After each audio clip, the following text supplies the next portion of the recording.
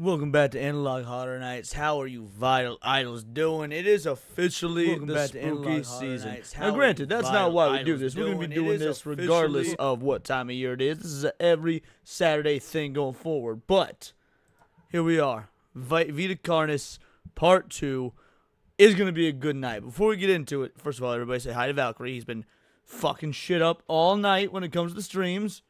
Yeah, thank you, buddy. Appreciate you. Alrighty. Who else we got? Who we got in the house? Let's take a look here. Let's see. Why is my... There it is. All right, we got St. Hugo in the house saying that he's going to be asleep for this. That's A-okay. Philip Morgan is here. Sergeant Garatina. Michael D3. Jake motherfucking Martin. And he said the super chat. Really digging the Saturday night analog horror dives. I can't wait, man. This is going to be a very fun little journey to go on just going forward. Like, there's so many different types of analog horror out there. I can't wait to dive further. I had never heard of Vita Carnis before. Well, I'd heard of it, but I'd never seen it. Serranos really wanted me to go over it, and last week was a blast. We're wrapping up Season 1 tonight, and then next week we'll be getting into a different series, because Season 2 of Vita Carnis is still ongoing. So I want to go through Season 2 once it's finished and not have to worry or wait or cut it off. So yeah, tonight we will be rounding out Season 1 of Vita Carnis. Next week we'll do something totally different. But yeah, dude, thank you so much for the super chat. I don't traditionally play clips during this show because it kind of ruins the tension we're trying to build in terms of, the creepy, the spooky, and most of my clips are comedic. So, but either way, I just want to let you know I appreciate it. We got Grave Walkers, how you doing, my man? Philip Morgan, if we hadn't called that out. Catzilla, Jim Harrison, what's up? The ever-lovely Piranha Pout is in the house. Shout out. Janice Landers, love the mascot. Yeah, he's kind of a downgrade from my previous mascot, but I still enjoy him nonetheless. Marty Tiberius O'Donnell, what is up? Alrighty. With that, why don't we go ahead and, why don't we get into it? We're going to get into... Well, that isn't right. Hold on a sec here. That's not how that's supposed to look. Well, you should be gone. Hold on one moment, crew. There it is. Okay, start bar's gone now. Marty Tiberius O'Donnell says jump scare and then gives the Sonic logo. Shout out. Thank you so much, Marty. Thank you, man. Truly appreciated. Alrighty. I think that, well, first of all, guys, you can't see it. This bitch here is right in the way of the TV. I can't watch the stream. I can't watch... whatever. You know what? Love you too, Valkyrie. It's one of those nights, guys. It's one of those nights. Alrighty. This one is called Cook at Home Kitchen. Cheese Crawl Penne Cook-Along. Let's go. This could be the greatest discovery of the age. Baby. Let this feeling in. Have any information? All right, so right out the gate, obviously, looks like we're flipping through channels. So this isn't a documentary. So part 1 was the documentary series of all the different creature types. Now I think we're actually getting into the world, like we're doing it from the point of view of a character or something to that effect. So yeah, looks like we're flipping through channels right now, trying to find something to watch. Late night. Wanted by CSIS. Interprovincial travel production of sensitive material. Photograph taken in 1988. Ooh. All right, hold on. Production of sensitive material. Vincent Barrere. I wonder if this is the guy that put together the documentary that we saw in part 1, and maybe that was that information was not supposed to be public. Information is not supposed to be public, so now we he's wanted for being a leaker, a whistleblower. I mean, maybe he's just wanted because he's from Canada and Canadians are gross. All right, let's keep going. Of the whereabouts. We may be making a dish that has recently gained a fair amount of popularity. Today's dish will be a cheesy crawl penne.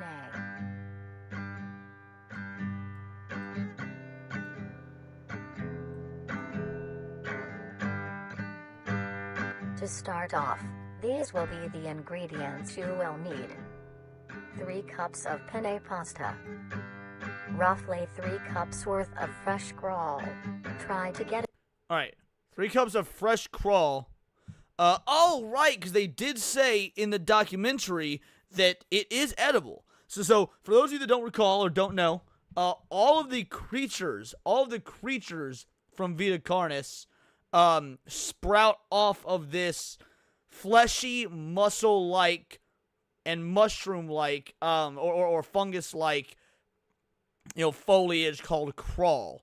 So yeah, apparently at this point in, at this point in the timeline, it's completely normal to cook with this. All right. A variety of sizes when you buy yours, or when you harvest them yourself.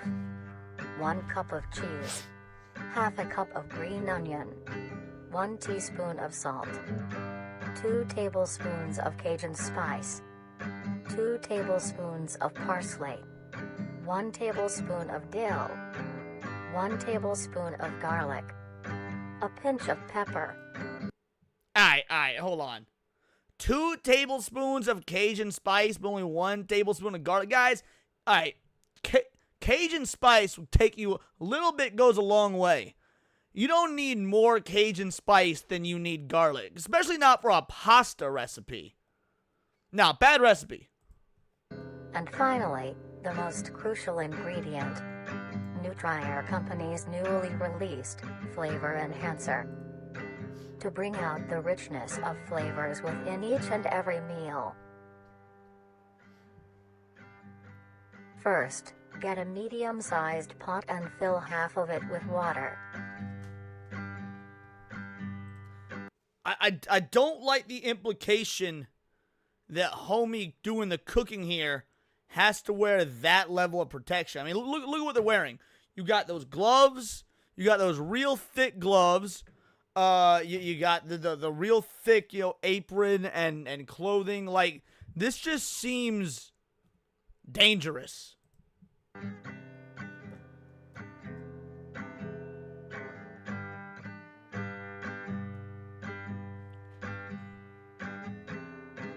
Add a pinch of salt, which is used to help the pot come to a boil faster and help flavor the pasta.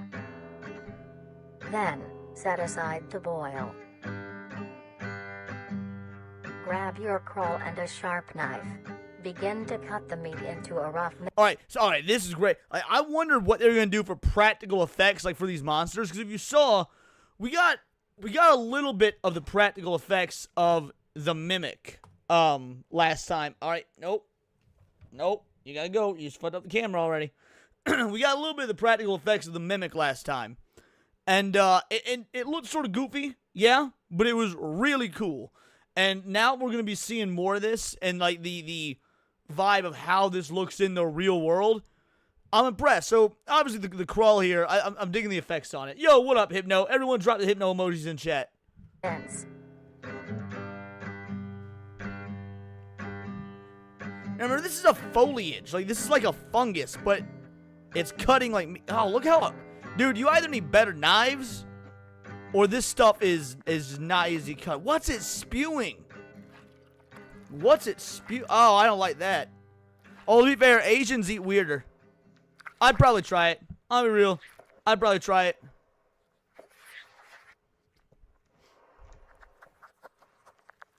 Crawl is soft on the outside, but the interior has a surprising sturdiness.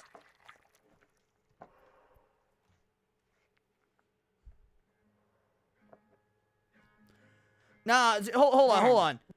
You're telling me that you're making a crawl recipe. You're making a dish out of this flesh-like foliage, and you're not even gonna pick out the stems and stuff. This is a terrible cook.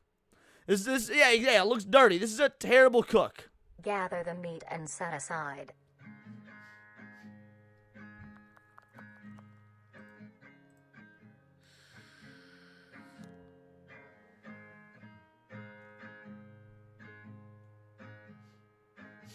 Mince the green onion into rough segments.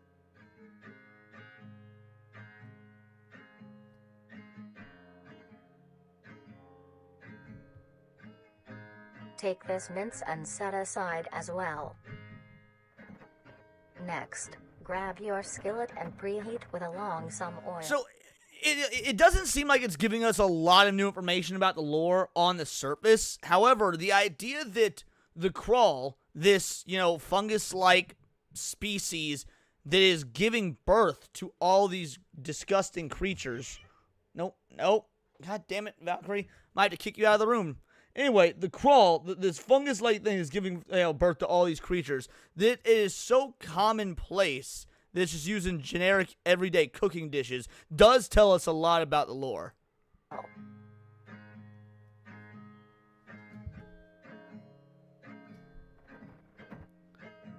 Take your minced crawl and spread it evenly across the skillet.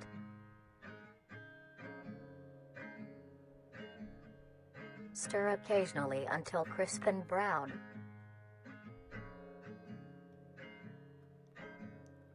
As your water reaches a boil, add your penne and stir occasionally. Alright. No, this is wrong. This is wrong. A lot of recipes will tell you to do this. A lot of recipes will say once the water is boiling, you add your pasta. No.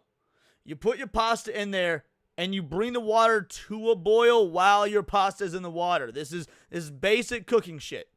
This is bad. These people don't know how to cook.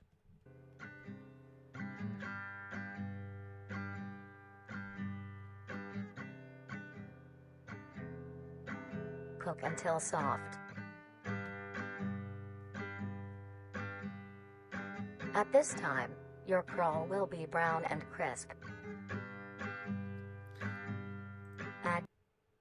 First of all, that does not look crisp. That is not what crisp meat looks like. But also, notice how, again, the effects, I don't like this. Like, if you're doing world building and you're adding, like, they cook the crawl, they use for everyday food.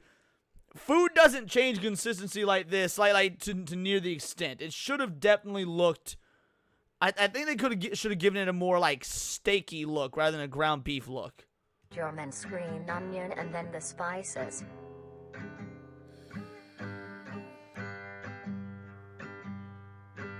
Mix well. Once your pasta is finished cooking, strain it.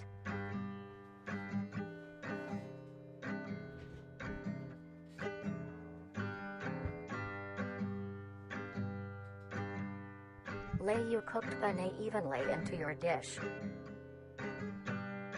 Whoa, he was wearing a gas mask. Hold on, guys. He was wearing a gas mask. Into your dish. See, look at that. There's no way this is safe to eat.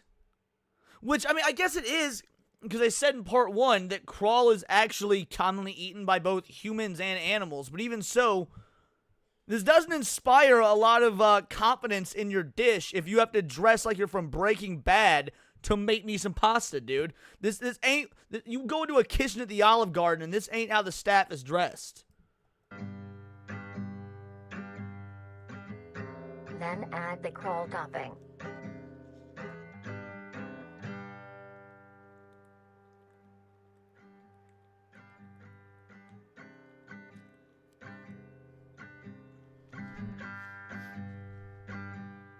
Sprinkle a generous amount of cheese along the still warm crawl for it to melt.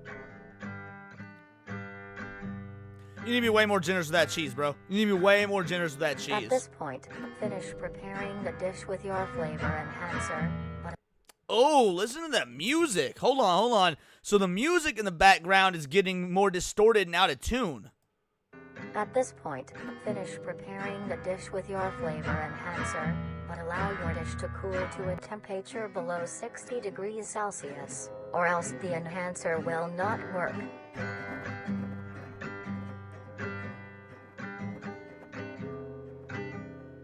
And now, you may serve and enjoy.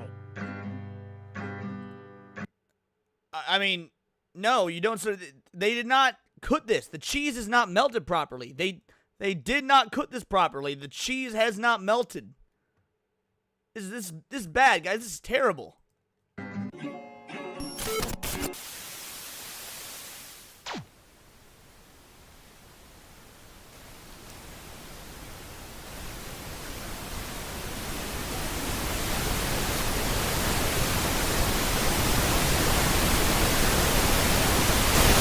hold on. We gotta go back. There's some stuff written on the notes there. All right. Who ate? Wait. Oh, who are they? All right. So this says who are they? And I don't know what this is, but in the previous episode, at the very end of the documentary, the final monster, the one we learned nothing about, was just a black sphere. So maybe this is a reference to that? Maybe this is a reference to that final monster that we didn't actually get to learn about?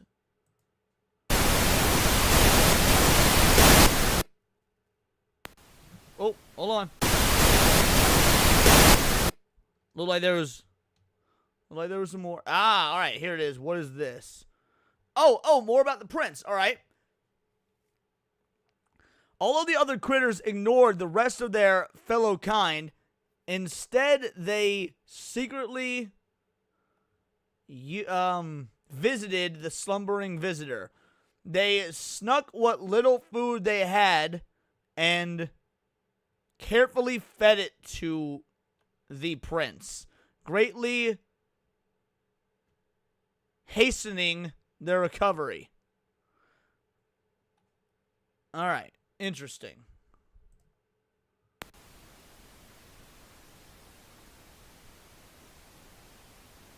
All right, so this is all right, so yeah, these are just general credits. All right, so we'll move on to the next one. Many people get pets for Okay, so this one is called Guide to Vita Carnis Guide to Owning a Pet Trimming. Now, trimmings were the little bug-like creatures they stated seemed like. All right, hold on. I'm gonna have to kick the cat out, guys. You have to bear with me. Give me 1 sec. You get share stream for a minute.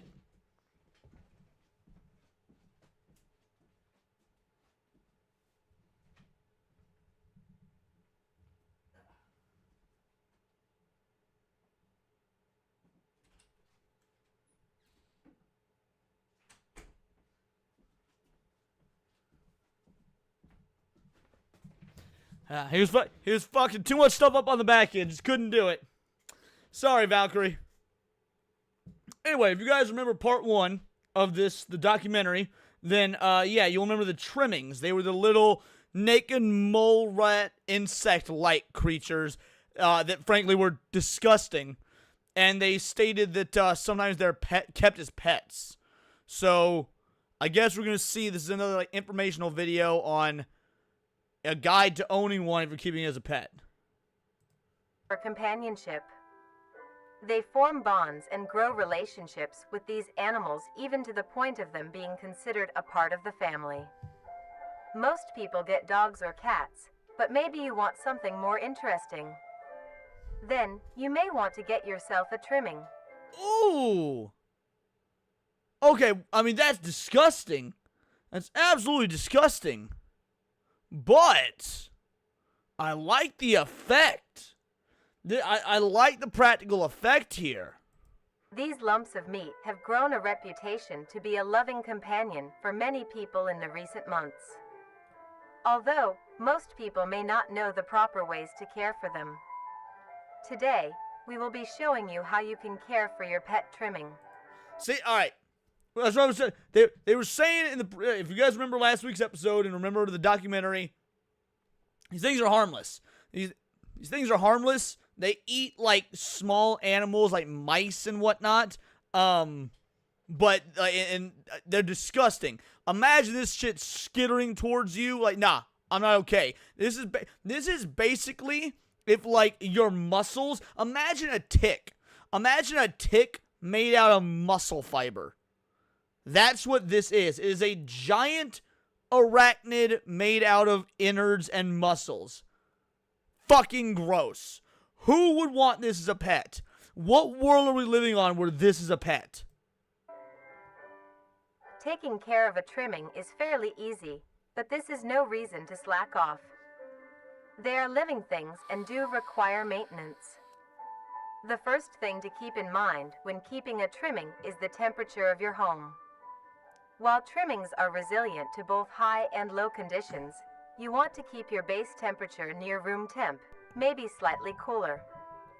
That being said, trimmings prefer warmer areas to nest. A simple setup you may use is a box with some blankets on the inside. Make sure there is enough for your trimming to cover itself. And now, you have a comfy bed for your buddy.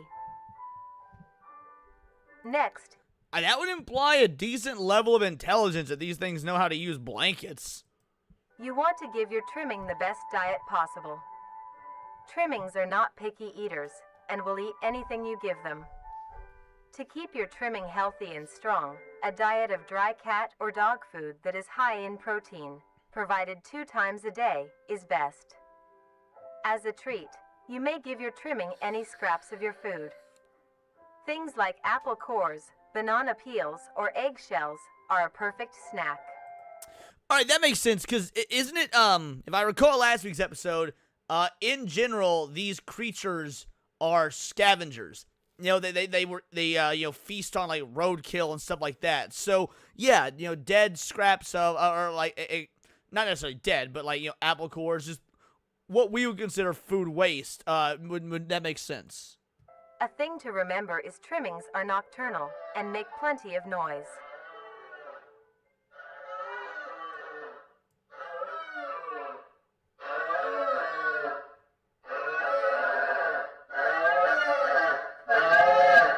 To prevent you from having sleep. Nope, don't like that. That is bro. I got birds, right? Well, I have a bird now. They can be annoying. Birds can be annoying. That was downright not okay. Sleepless nights. Try to give your trimmings first meal in the late morning or afternoon. This helps them be active during these times instead. Another thing to consider if you want a pet trimming is where they will be living. Your home should have enough space for your trimming to roam around, as well as access to the outdoors, like a backyard. If not, be sure to take your trimmings on regular walks. This gives your trimming the exercise they need, as well as allowing them to meet other trimmings. Trimmings are a social creature and need to interact with others of their kind, like how they do in the wild. When it comes to entertainment, trimmings are not the most active and aren't the best at fetch or tug of war. But here are other ways to keep your trimming entertained. Some toys that trimmings like are little items they can push, around, pull, or carry. Trimmings also enjoy things that you enjoy as well, like watching the television or listening to the radio. They love seeing. Alright, watching the television is kind of weird.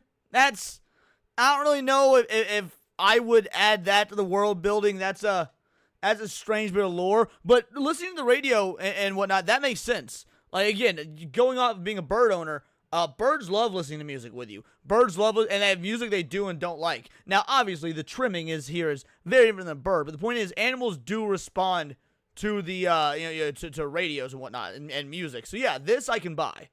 And listening to all the funny things coming from the devices.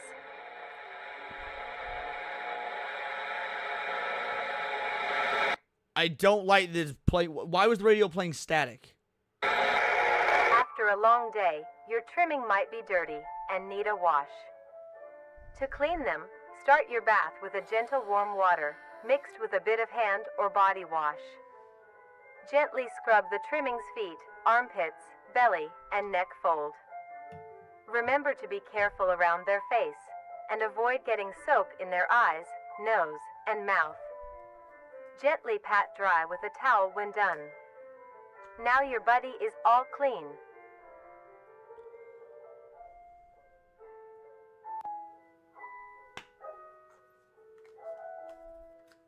And lastly, as said before, trimmings are social creatures, so be sure to give them plenty of affection.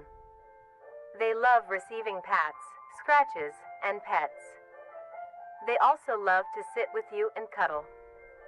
Since they communicate with each other in the wild. I hate saying it, guys. It's kind of growing on me.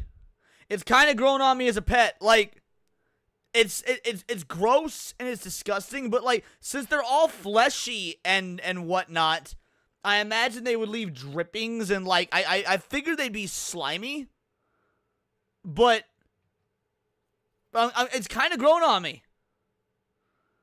That's a good point, Serranos. I don't like the sound effects. I don't like the noise it makes. But like, can you imagine trying to do a late night stream, and that bitch is at your door, just like, no, I'm not a fan of that. But I'm kind of digging it. It is best to replicate this behavior with them as well. Simply talking to them is plenty enough. You can talk about your day, if anything interesting happened at work, if you are working on any new recipes, or talk about the weather. Trimmings are very good listeners and love to be involved.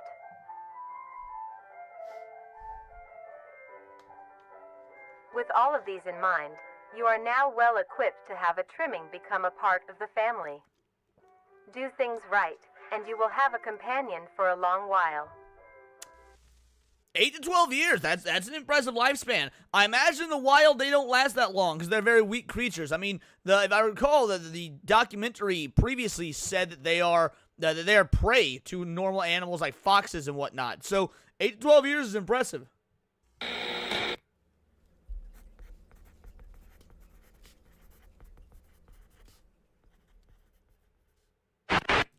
I would say there's no way that we're not getting some behind the scenes stuff. All right. Oh, that looked damn near impossible to read. One day, the prince had now awake and, yeah, ooh. This was too jumbled up. I can't. See, thanks to the critters. Oh, actually, it looks better on the TV than it does on my own stream. One day the prince awakes suddenly. Thanks to the critters' assistance, the healing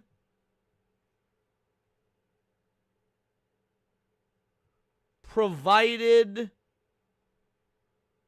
Oh, wait, no, the healing process.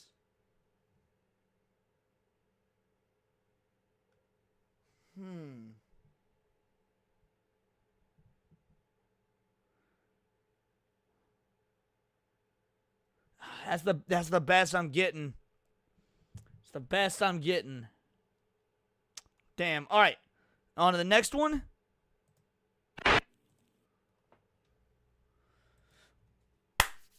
We got a meat snake video. Yes, we got a meat snake video. Oh, Serrano said he sent me the page. All right, one sec. Let's pull that up.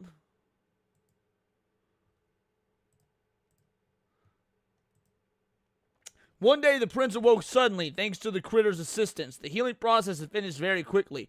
The prince had fully recovered and was now fully awake and aware of their surroundings. Surprised by the sudden awakening, the critters.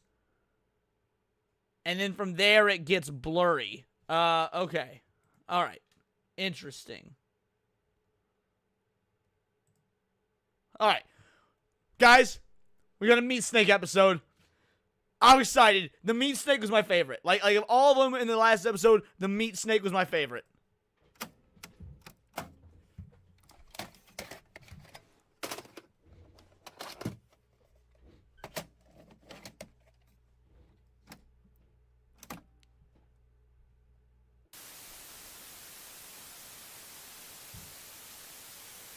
What up, Stoney?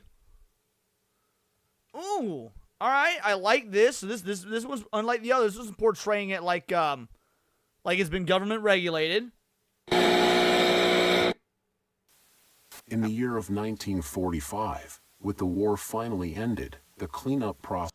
Yo, is this gonna be a archival footage of the giant one they found, the one that they were like feeding bodies to during World War II, so it got like 120 foot long or something? Process had started. During routine sweep of an underground train tunnel, the cleanup crew made a grotesque discovery. found completely filling the tunnel, was a meaty wall, and in the center of the mass was an opening with several skulls surrounding it. Closer inspection of the blockage revealed that the mass was actually an extremely engorged meat snake. Its impeccable size had blocked off the entirety of the tunnel's path. There was many strange things with this creature. First was the coloration. Now you guys gotta remember, so in the previous episode, during the documentary, we learned that meat snakes usually grow up to like, I think they said like 30 feet. Like 30 feet. Metro snake, clever. I like that. They normally grow up like 30 feet. They swallow their meals whole, and they wear their skulls.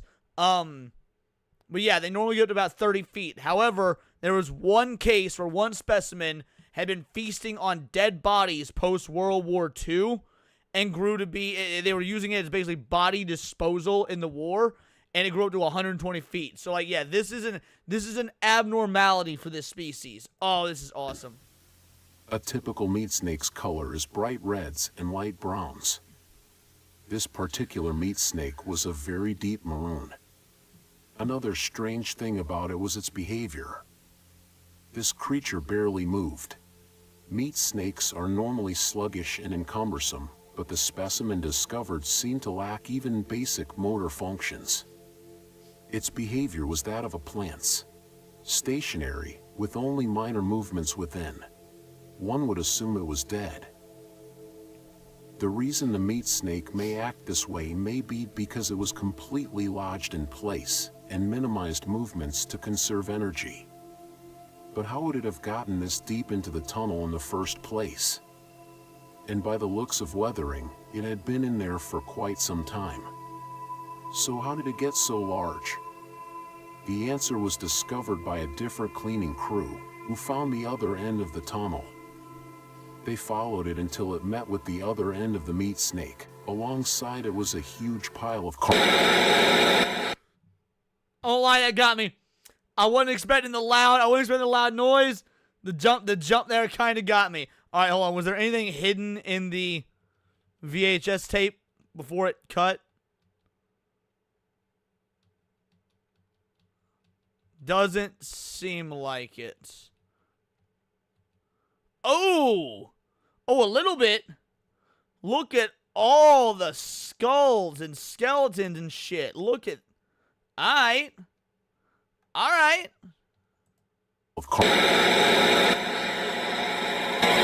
This meat That was awesome. snake's skin also displayed great amounts of resilience. It took several days of cutting to even obtain a sample. Here, you can see the clear difference between this meat snake specimen versus a normal meat snake's membrane. So, did it get like a different coloration of the skin because it was feasting on humans or because it lived in the subway? Or both? Interesting. All right. Testing on the sample showed that it had great immunity to damage. It tolerated extreme freezing temperatures, extreme heat temperatures, and even high doses of radiation.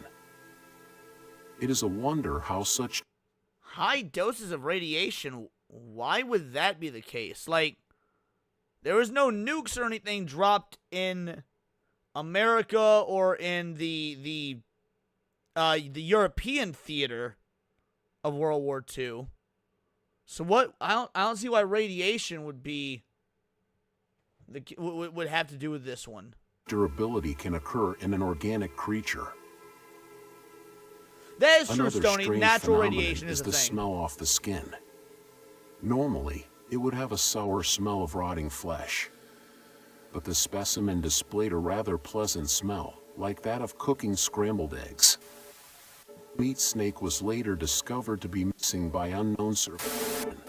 How the meat Whoa, what was that? Hold on.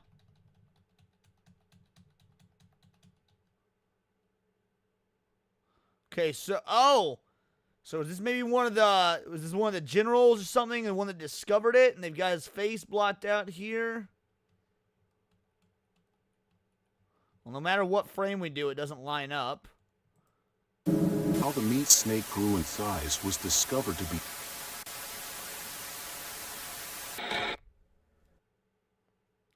Is that the end? Oh, shit. Hold on. Nope. We got more Prince pages. More Prince pages. One of the critters built up the courage to meet the now awake stranger. They crawled to the prince's side and extended their hand in friendship. The prince reached back, and together they formed a bond that would change their fate. Interesting. Still have no idea how this ties in to Vita Carnis. Like, they're keeping this going. I have no idea how this ties in. All right, let's go to the next one. Mimic video, guys. Mimic video. These are fucking terrible. Just from the little bit we got in the documentary last week, these bitches is terrifying. Like, Wendigos, baby. These are basically Wendigos. And this one's 21 minutes? Fuck yeah, let's go, son.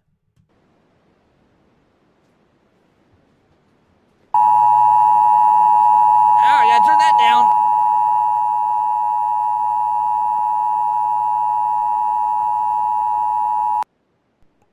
Didn't like that. That was loud. As of the time of this video's release, we have been facing a concerning increase of missing persons and fatalities on a global scale.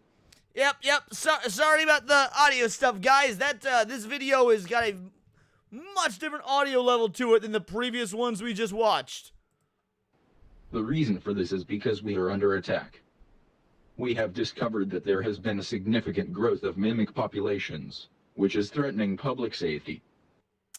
Alright, a growth that now remember, all of these creatures are growths and stem from the crawl. You know, that original plant-like fungus. With the little critters, I'm blanking on, I don't remember what they're called. Hold on a sec. The trimmings. So the trimmings are the most common. And then after the trimmings, you've got meat snakes is the second most common. Then you've got these. So if they're seeing a growth in mimic populations, that would mean something would be affecting the crawl to make these more common? National leaders have released this instructional recording to teach you on how to defend yourself. Hold on. National leaders have released... Broadcast by the government of... Oh. Bro, what do you mean? What do you mean to defend yourself? This is the government of Canada. They're basically just going to say, hey, kill yourself. There's a whole lot of mimics around here. Join our maid service. Pay no attention to the fact that our prime minister is too busy doing blackface to take care of the mimic problem. This instructional recording to teach you on how to defend yourself. Here is what you need to know about the threat. Mimics are humanoid, intelligent predators that are highly adaptive and feed solely on human prey. Mimics gain information on people by watching their daily lives and pick to hunt people when they are most vulnerable. The most common times a mimic will attack is when you are asleep, out walking alone, or in a cornered position. Mimics are cautious and calculative creatures, taking precautions to ensure a successful hunt. They utilize various tactics to capture a person by surprise. One of the more well-known tactics is hiding itself inside of furniture to blend into... Damn! So mimics learn from the Jews. Mimics they are intelligent. They learn from the Jews. ...to its environment. Common objects that mimics can hide inside are... Oh, look at this, baby! Look at these effects! You got it's inside the armoire here. You got inside the armoire. It fit in like some sort of chest. This looks like within the springs of a bed. And look at the eyes, man. The eyes on. Imagine staring down one of these bitches in your final moments. Nah. These are the creepiest of the creatures. I love this shit. Sofas, recliners, wardrobes, ottomans, and other places a mimic can comfortably wait. Mimics are able to contort their body in ways that allow them to fit inside smaller places. They also use it to expand their body, making themselves appear larger for intimidation. Another method mimics use to blend in is their ability to put on and wear clothing. Mimics put on layers of shirts, pants, and jackets to hide their bright red skin and blend into densely populated areas. See, this part is, like, it's interesting, and I get it. Like, it's supposed to show their intelligence, and they're able to... But look at that face, man. Look at that face. Like, this is some Ninja Turtles logic. You know, this is some straight-up Ninja Turtles logic. Oh, you put on the trench coat and the fedora, and they can't tell you got a giant turtle shell and green fucking skin. I don't... Like, we live in a world where people know that these exist and that they're a problem. They hunt humans. You would think they would be on the lookout for motherfuckers with giant bulging eyes and red skins. In very rare cases, mimics can develop and grow to look very similar to human beings. Pairing this with clothing, it can be very hard to tell the difference between a mimic and a person right away. If you are unsure if a person is a mimic, look out for key features that may reveal their true form. Bro. Like, now, even if someone isn't a mimic, if I run into someone on the street, and their face looks like this, I don't give a fuck if they're a mimic or if it's a real person. I'm going to assume there is something wrong with you. Like, look at these. These motherfuckers just escaped from Arkham Asylum, bro. These motherfuckers just escaped from Arkham Asylum, and I don't got me no utility belt. I'm crossing the street. I'm treating this like it's a gang of black people, just like a bunch of black teenagers on one side of the street, and I don't give a fuck. I'm white. I can get away with jaywalking. I am crossing to the other side of the street. Look for abnormal facial features, like large, bulbous eyes, it doesn't like flat Cher. noses, wide mouths and an uncanny smile, and clammy skin. Also pay attention to other exposed body parts like hands. Mimic people will have long fingers with no fingernails. If you are unable to see their face or hands, watch their walking pattern. Mimics' legs are long and hunched. Their walking will be unusual and irregular. Here is what you do if you are met with a mimic. If it stands before you, do not panic. Stand your ground and try to appear larger. Wave your hands and make plenty of noise. Maintain eye contact. See, why would this work? Why would this scare Mimic off? Because, like, we learned in the previous documentary that mimics are goddamn bulletproof, pretty much. Like, if mimics are smart enough to put on clothes and blend in with society, they also gotta be smart enough to know they're bulletproof. Why would this do anything? Mimic will hesitate to attack a potential threat. If you are armed with a weapon, aim for the head or legs. These are the best areas to hit to immobilize the threat. Fight back and don't let it get a hold on you. If you find a mimic that hasn't discovered you yet, stay out of sight. Call the authorities and alert them of your location. Stony Kenobi, these things are basically Wendigos. Yeah, they're basically skinwalkers. Like, when you learn about them in the previous episode, which if you haven't watched, you can go back and watch the stream where I covered the previous episode of this. Yeah, they are basically, you know, Vita Carnis' version of skinwalkers. Stay where you are to avoid startling the mimic. If the mimic gives chase, run. Try to get somewhere out of sight and hide. Do not leave the area. Officials will need to locate you to help. Stay low and stay quiet. With the information you have looked... What do you mean officials need to locate you to help? Like, how are you calling for help? Like, you gotta remember, this takes place, you know, depending on what time frame. Some of these are taking place, you know, in the 40s and the 30s. At the latest we've seen is 88. And I get cell phones were around then, but, you know, by 88, you know, it was not common to have a cell phone. It was very uncommon, actually, unless you're, you know, you were rather wealthy. And, I mean, if you're trying to hide, I get it, oh, you know, pay phones and phone booths and shit like that, but if you're trying to hide, well, you don't want to be out in the open fiddling with some change to dial 911 from a fucking phone booth. So how are you calling the authorities to help you out? Learned. Use it well, and stay safe.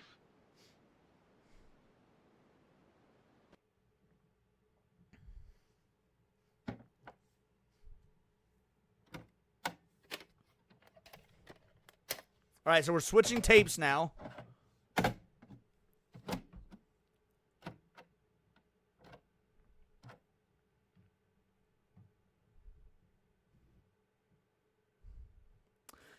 Evidence tape, Christopher and Janice case, 1983. Observe footage for confidential information completed. Discard and destroy all oh, so someone saved some copies. Someone gonna leak this to the press. Someone gonna be a whistleblower. Nice. This is journalism done right. Yeah, agreed, Granola Grain. Absolutely agreed.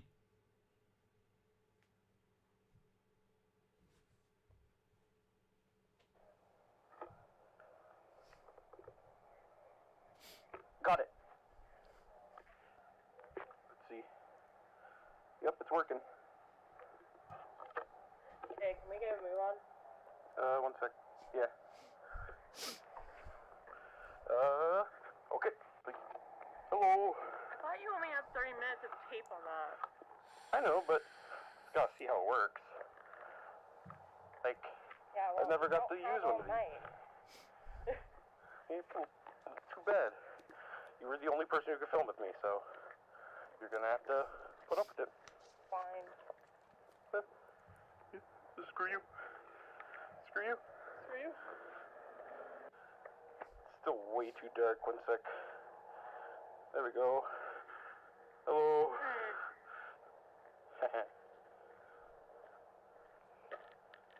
Cold. Yeah. Oh, there we go.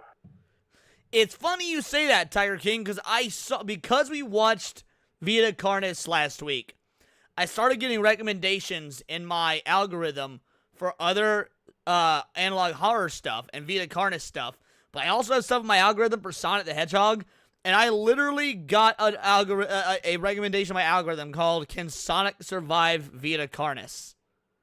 And after I finish going through Vita Carnis, I would like to watch that. You got some light now. But look at that over there.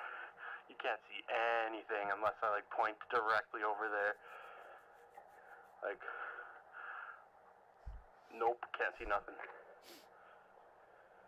Are you sure we should be out this late? Fine, I'll cook you stuff when we get home. Don't worry. I'm hungry. That is the most believable thing about this so far.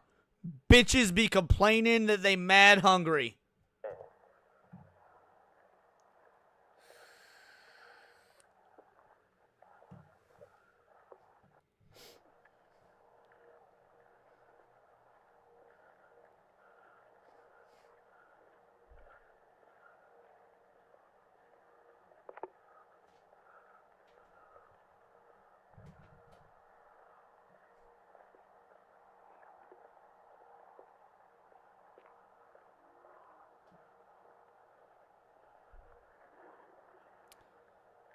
No, I don't think she's a mimic.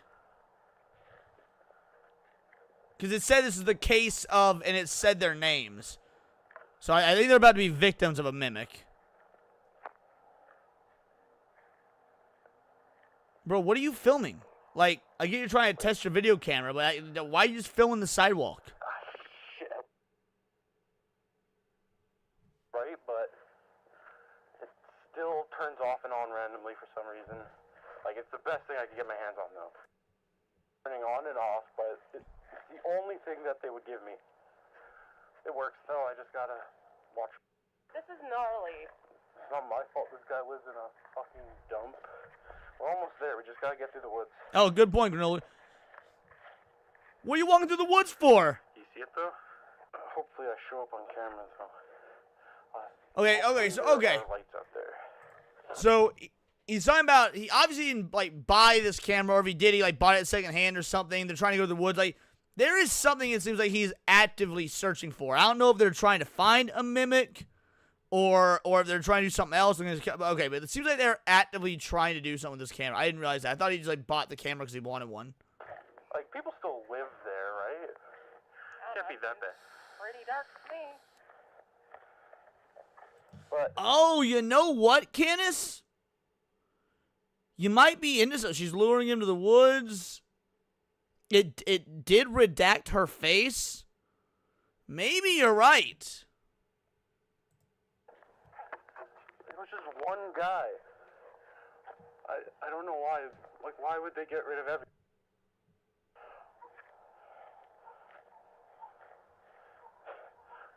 Dogs barking are never a good sign. No. Can mimics talk, That though? looks nice. Did it say that mimics could Thing speak? can't capture it. I could barely capture the ground in front of me.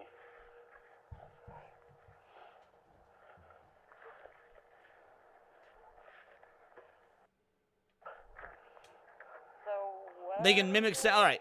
So like a parrot? Well, this is a full-on conversation, so I doubt she's a mimic then. They found some guy. Like, it was like a grody scene. Like, it was disgusting. Like, they had to get rid of the trailer he was in. Oh, okay. So all right. So there's reports of like a body or something found, and they're going out to investigate, like amateur investigators or amateur journalists, or maybe there's curious fucking teenagers or something. But the point is, so they're going out there to satiate their curiosity about whatever fucked up shit happened in the town they live in. Okay. So they have no idea it's a mimic attack, and you guys are saying that you don't think the populace at large is very aware of mimics yet. Okay. Even though they've been around for 40 or 50 years at this point? Really? Like, they didn't let anyone nearby, and it was like this big conspiracy. So, I'm filming that. Hopefully, I get a good mark for it.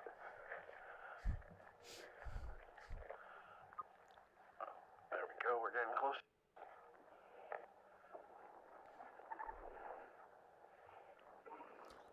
I mean, Jake, I get what you're saying, but frankly, I would do shit like this. I have done shit like this. Just like ghost boring in the woods, you've heard her haunted and whatnot. Like, I love doing stuff like that. I would be these morons. I ain't even gonna pretend otherwise. I would be these morons.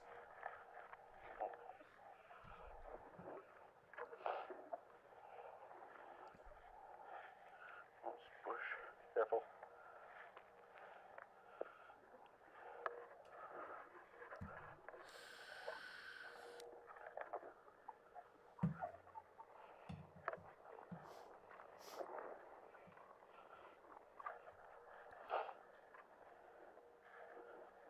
Community Relations Service? I'm not... I know where we're going. Hold on. Yeah, we're almost there. We're on the road. We're right next to it. Like, it's literally up there. Okay. Come on. It's not too late yet. What do you mean it's not too late? It's pitch black out, That's bitch. already- Yeah. I'm still hungry. Soon, okay? We're almost there. It'll be like 5 minutes. 5 minutes, okay? We're on the road. We're almost there. We just got past the tree line and make the way to the trailer park. Then we can go home, okay? Okay. I don't want to be out here either. It's a weird place. See, we're right here. Wait, what do you mean you don't want to be out here? Go ahead. But you just said that, like, you're out here looking for something. Like, clearly you do want to be out here. There's got to be something I'm not understanding. All right. You can't see a thing. Where am I even going? Just up here. There should be a path. Right there, yeah, right here. Okay. See, I found the path. We're all good.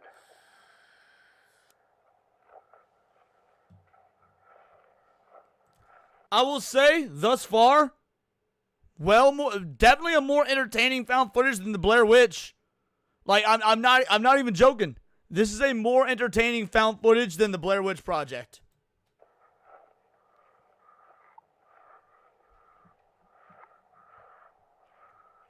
Ah, granola, that's good.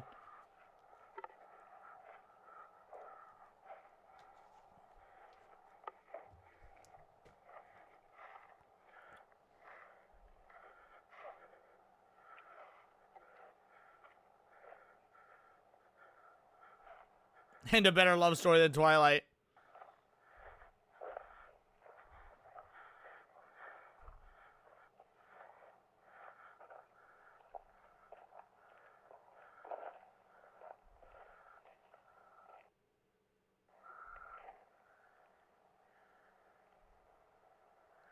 Alright, is this where we're gonna see something? Is this finally where we're gonna... Oh, no, those are just branches. Damn it. Alright, more ground. Yeah, you had me all psyched up. I thought we were finally gonna see something.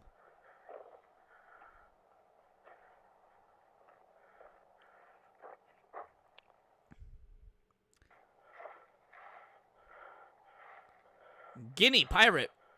What's an Italian pirate guy do with any of this?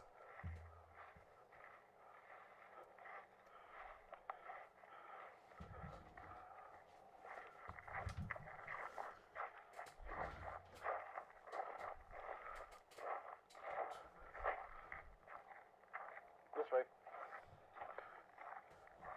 I think this way. Yo, look at this. I didn't see this on my way over here last time. Okay, so he's been here before.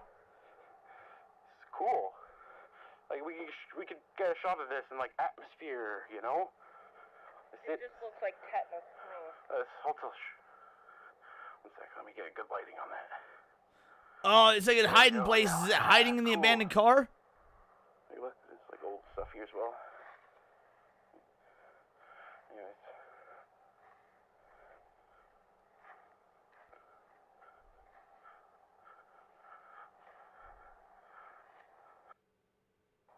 Nope, guess not. Damn it, show me a mimic.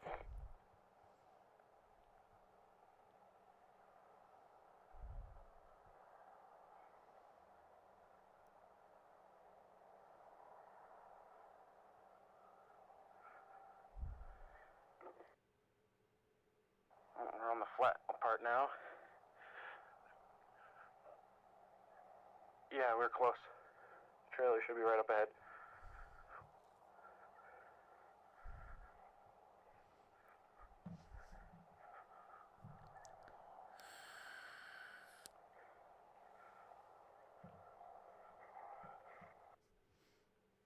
This is where everyone was. There's no one here now, though. Not a single building in sight. Except, like, way over there. But there's no one here. It's the strangest thing.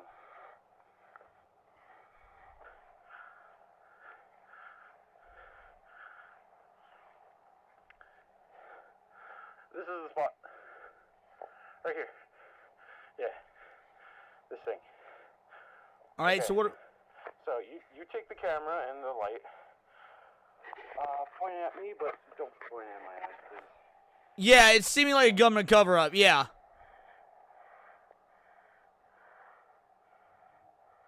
Oh, he a fatty. Gross. Like a bark bag.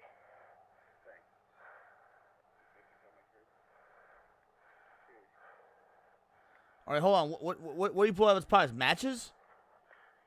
Alright, give me a second.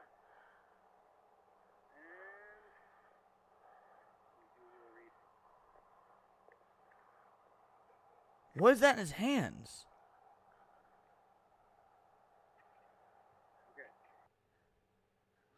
What? What? The audio cut out. It's confidential. What the fuck? What's the point of this? His father that he came home to found dead. Grisly scene lies before him. Police were called and came to investigate. Strange thing though, they immediately closed off everything. Like, it said this tape was supposed to be destroyed after being viewed. What is the point of destroying a tape after being viewed that doesn't even fucking show us anything?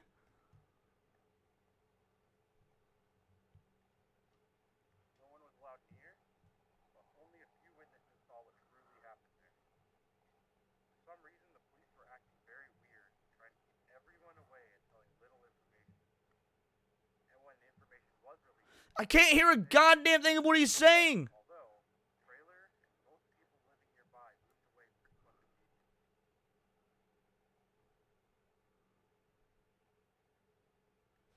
I think you mean an ARG in 1980s, Ray. And no, it's not an ARG.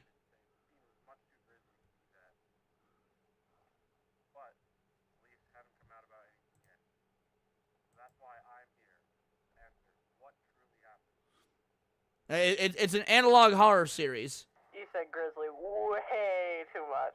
What? You said grizzly way too much. Too much? Yeah. Oh, okay, so he was reading a script. Sure. Okay. It caused. That one turned out alright, I think. Yeah. Yeah. Wait, why is it rolling? Did you catch that? Oh. 30 minutes to film, and yet you screwed. I needed someone to film. Alright. No hard feelings, okay? Okay. It's pretty scary out here. I know. I understand. Yeah, because, like, back there was the perfect time for a serial killer to just jump out and grab us, you know? Cut it out. It's scary enough as is. Chris? Chris? Oh, Chris? is he gone? Where are you? Chris! If he jump scares her just to be a dick, I'm gonna be so pissed. We got fucking 3 minutes left. We got 3 minutes left, and I ain't seen a goddamn mimic attack. Okay? What is going on? Quit blue balling me. Come on! This isn't funny! Chris! I just want to go home, come on! Fine, I guess I'm going home without you. I'm cold, tired, and hungry. If you want to stay out here and play games, you can. Yep, sounds like a woman.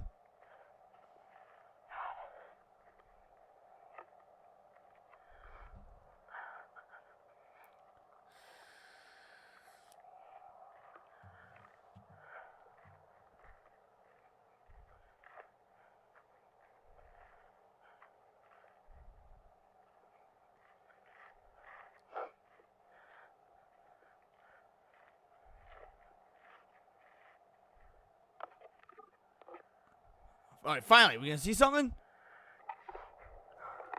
Fuck you!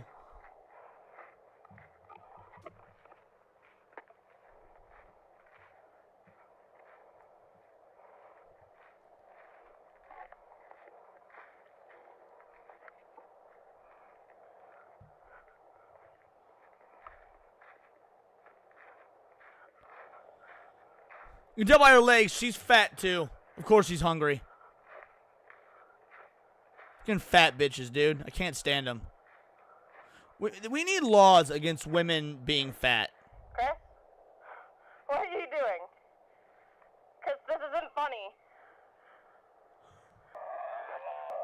No, that wasn't enough.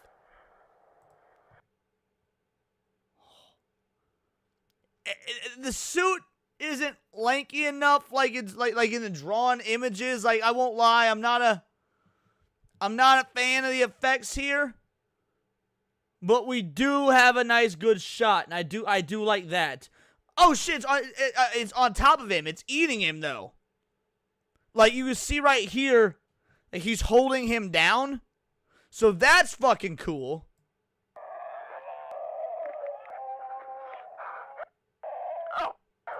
Oh, hold on. I won't lie, its sound effects aren't as creepy as the fritter or the trimmer. Is it running after her? All right, hold on. We're gonna go frame by frame. All right, come on, and then you turn around again. I'm pretty sure she turned around. We got another look. Is it chasing her? Yeah, come on. Oh, look at that. Such a good shot. Good shot. And yeah, that was the same car from earlier in the video. Oh. God.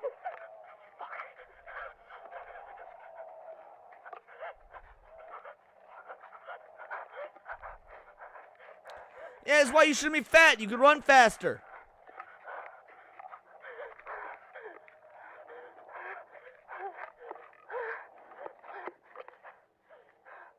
Our fat ass is gonna...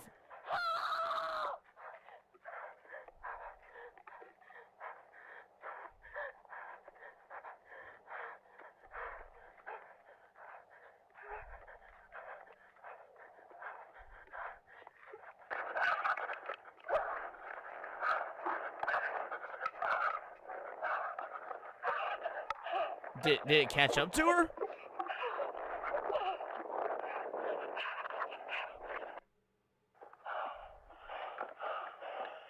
Okay, apparently not. Oh, that was so cool. Hold on. We going back, boys. We going back.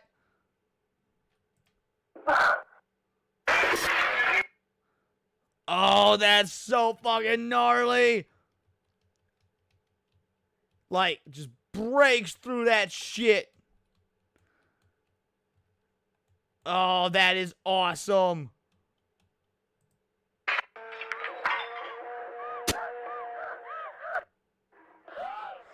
Holy shit! Bro! Bro, the way it's just dragging her away!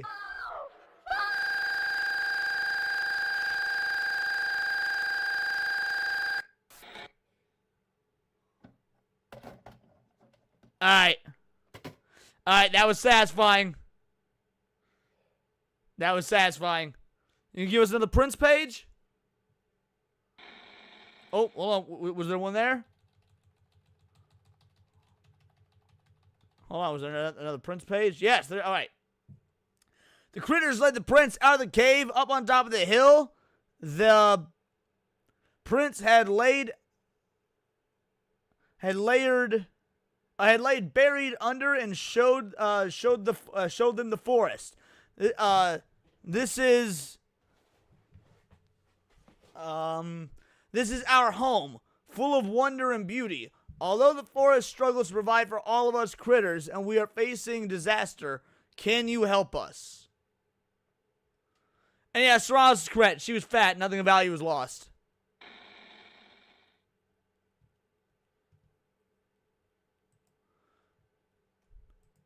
Alright, so now we got one on, a species anomaly report. Vita Carnis species anomaly report. Okay. Alright, let's go.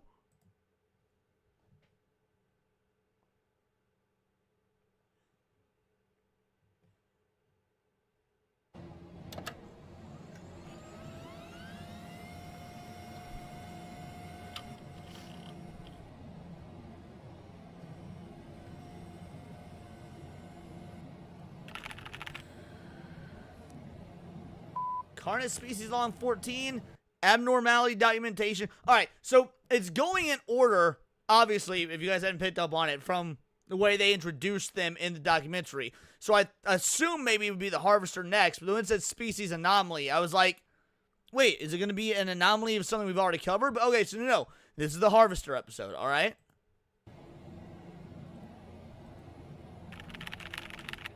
Notable population density shift discovered between the dates of 89, of August 1st, 1989, and October 1st of 1989.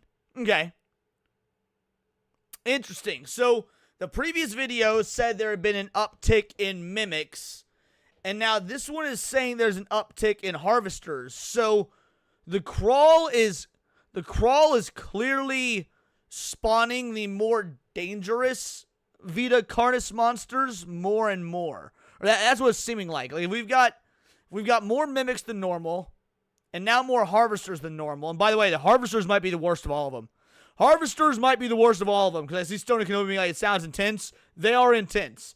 But yeah, the crawl looks like it's spawning the more dangerous monsters more often. Maps display the charted population harvester's location on a monthly basis.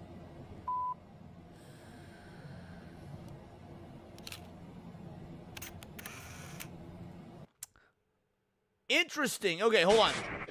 So, right here, this island right here is, again, in real life, this island does not exist. This is fake. This is made specifically for this analog horror scene. And this is the island where all of the monoliths are. So, on Monolith Island, we have a large concentration of harvesters.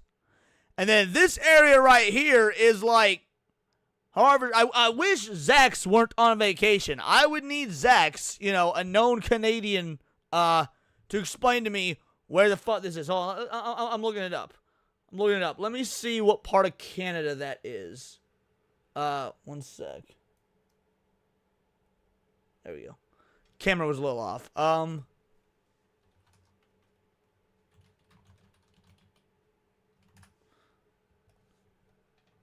Alright, so that is British Columbia. Yes, you're correct, Serrano's British Columbia. What the fuck is in British Columbia that matters? Probably nothing because it's Canada, but even still.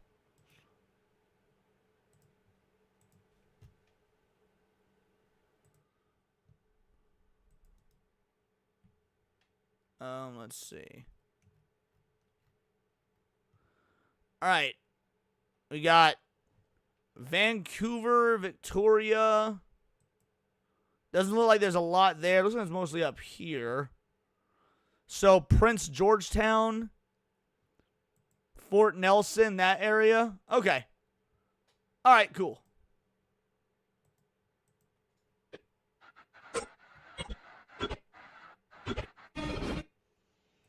Hey, start bar, go away. What are you doing? Why is my start bar not going away? Man, I hate it when my computer does this. One sec. I'm going to let that disappear because I want to cover up any potential necessary information. There it is. Okay.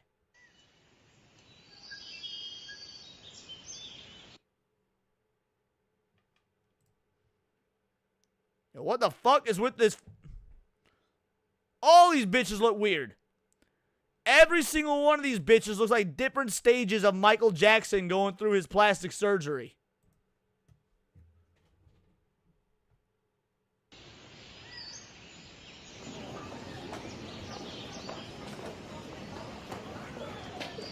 Oh, shit. You might be right.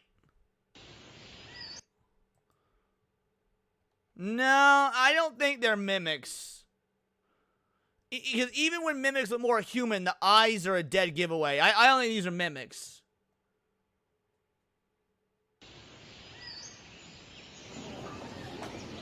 That's what Canadians just look like.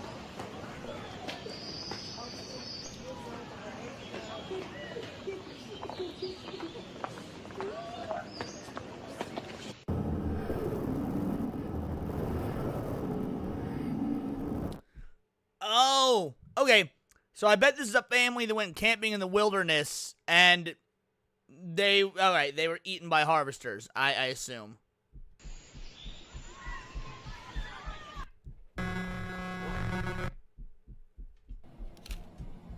Alright, so August 1st.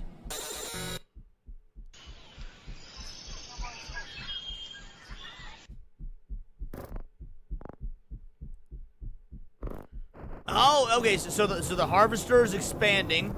So it's going to give us maps, and it's going to grow more and more. Okay.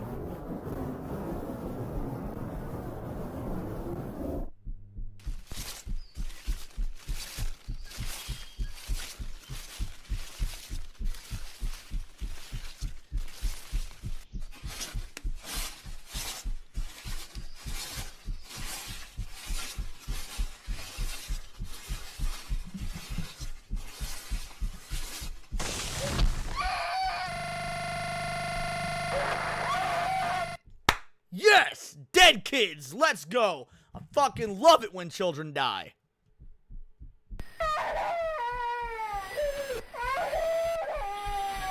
What the fuck are we seeing?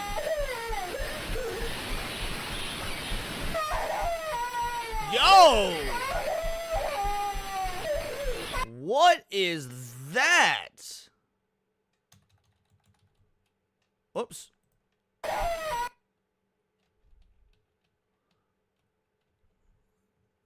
It looks like a skull, but I also, like, I can't tell.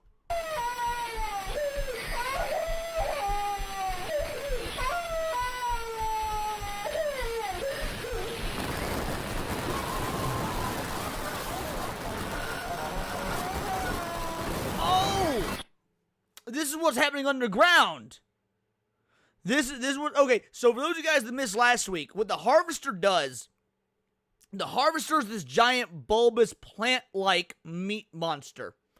But it stretches its tendrils out underground in like up to, I believe it's like up to a 500-foot diameter. And it will sting you, which will like paralyze you and poison you, and it will drag you underground, and it will slowly decay you while it not decay, but I guess decay works as well. But like it'll break you down while it eats you. And what's the word for that? Either way, so I think that's why we saw the skull like start like to melt or whatnot. It's basically it's like digesting it from the inside.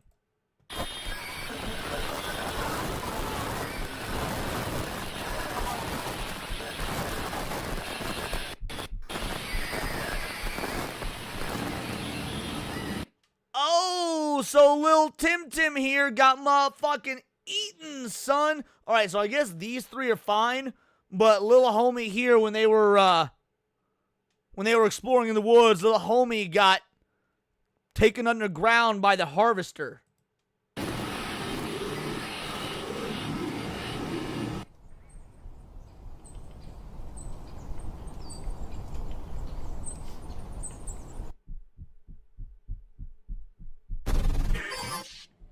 All right, so yep, September 1st, we've seen a massive growth compared to August 1st.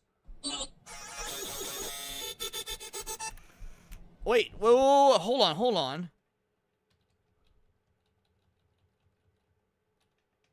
So this is August 1st. I'm going back frame by frame. You guys can't tell because there's not much of a change, but here we go. All right, so from September 1st, because it looked like, they're moving. They're moving east, it looks like. So, like, this is what, September 1st, this is what it looks like. Look at the population density. This is the population density. And it looks like they're moving east. Yeah, to the Monolith Island. Like, they're getting as close as they can to the Monolith Island, but it's like they can't cross the Hudson Bay because, you know, they're underground root systems. I bet they can't swim or whatnot.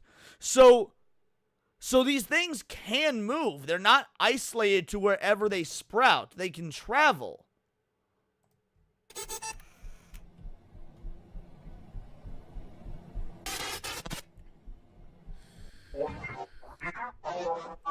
What? Wait, hold on. What was that?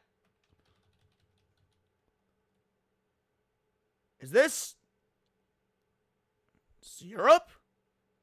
Oh, no. Okay. Okay, never mind. This is Canada but flipped upside down. Why? Why'd they flip the map upside down? Is there something I'm missing there? And by the way, I meant to say Asia, not Europe. But anyway, yeah, I literally said it was upside down. It flashed on screen for just a moment. By the way, I meant to say Asia, not Europe, because I thought this was India. Like, I thought this down here was India. Because, you know, it's got the horn and everything. I'm trying to see if there's like an image in here, but I guess not. So I overcomplicated it. Big deal.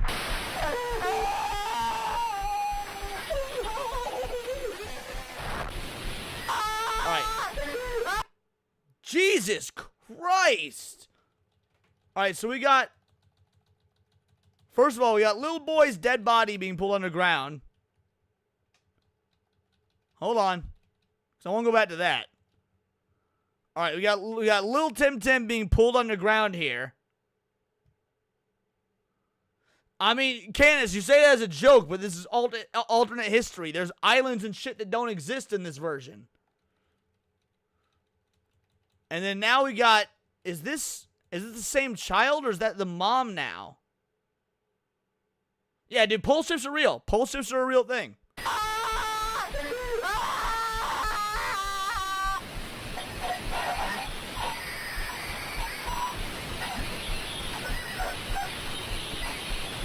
Alright, so it was the Ma, so it got the Ma too.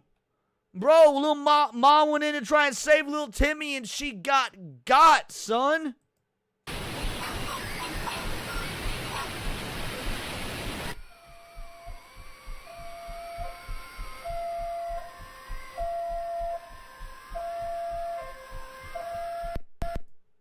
Oh, hold on. Is there anything hidden there?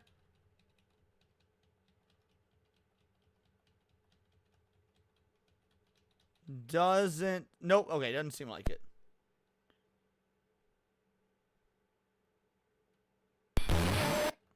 But we're gonna get a page.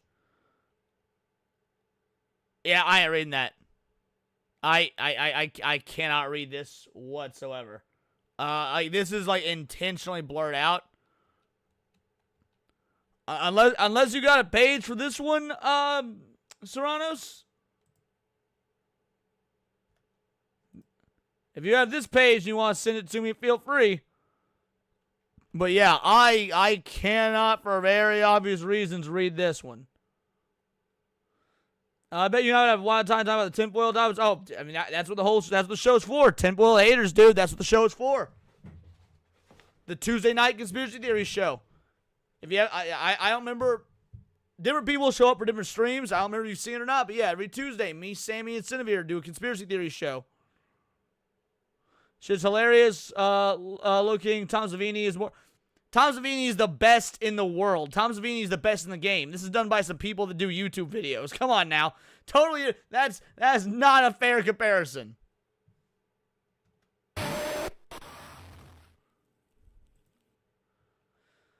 All right, flavor enhancer commercial. All right, flavor enhancer commercial. Let's go.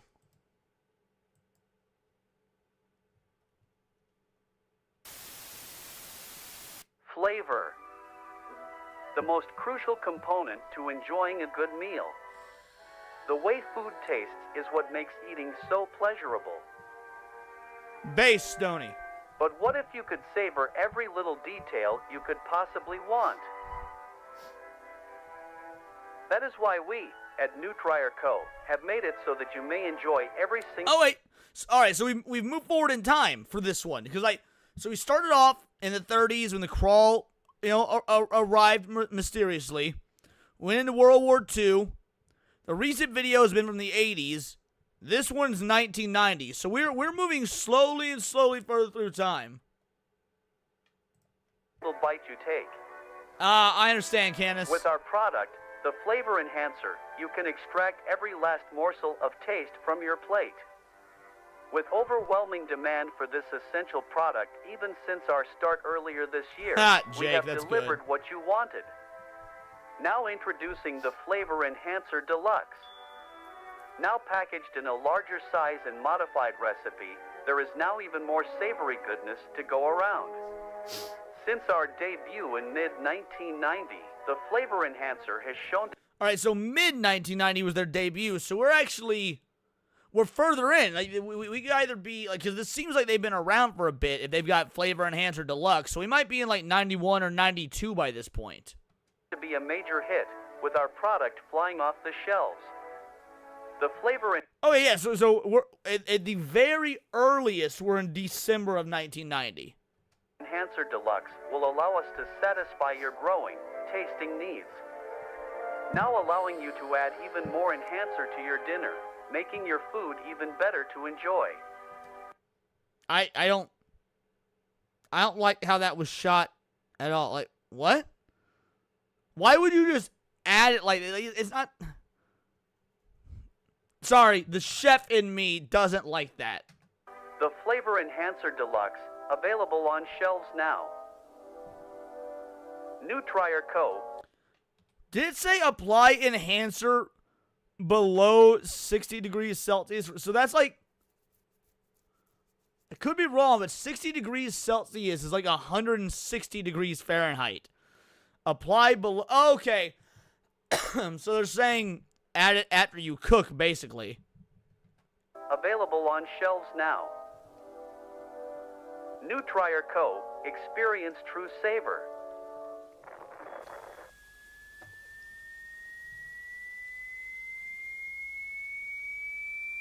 What the fuck? These larger serving sizes make dining even more pleasant, now allowing more generous amounts of enhancer at a time.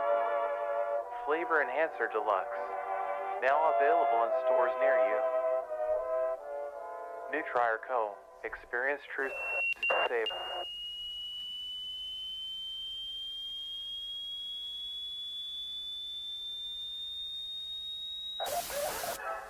Make your taste buds pop with the new deluxe size. Make tasting even more awesome.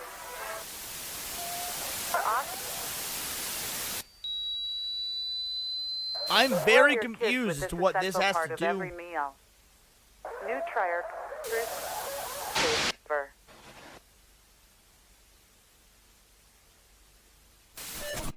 I mean, I assume the flavor enhancer is made out of the crawl. And yeah, that's what I was saying, Serranos. If you cook the flavor enhancer, it won't work. Yeah. Flavor Enhancer Deluxe. Required for all meals, no matter how small it seems, just a little more. It is crucial to everyday eating. So is it like addictive? Or does it do something to your mental? Because like it seems like the voices are getting more and more sedated.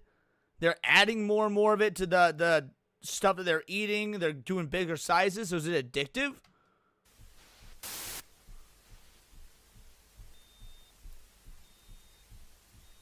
You need the flavor enhancer to enjoy eating.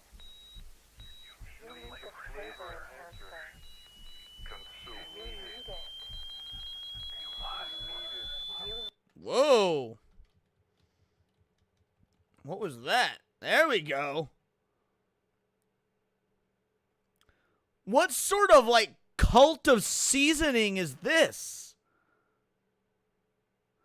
Bro, bow down before your Lord and Savior Lowry's.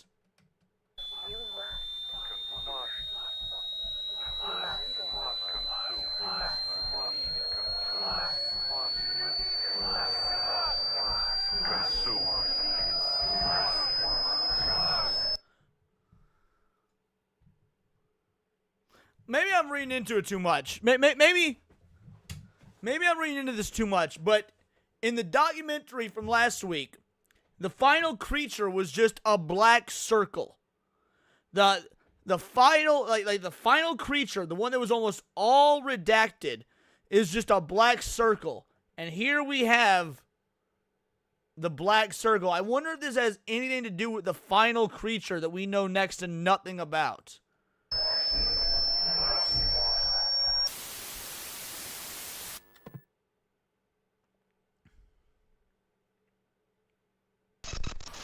I won't lie, I was expecting a jump scare at the end. Interesting. All right. The prince gathered what he could and then set sail onward. Once the prince returns home, they will come back to the island and return to the critters. Yo, and on his flag, on the prince's flag, he has the symbol of the flavor enhancer. And they were talking about how they are out of resources, or their resources are wearing thin. Finally, I'm seeing some sort of connection between the Prince story and what's going on with Vita Carnis.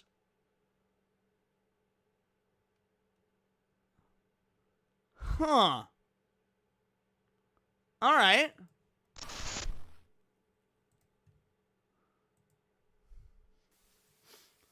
All right. This one is called Uncovered Documents. Hold on, let me check. There's one of these I'm supposed to stop at. Okay. Let's see. Okay, stop at Facility 0. That's the end of Season 1. Okay.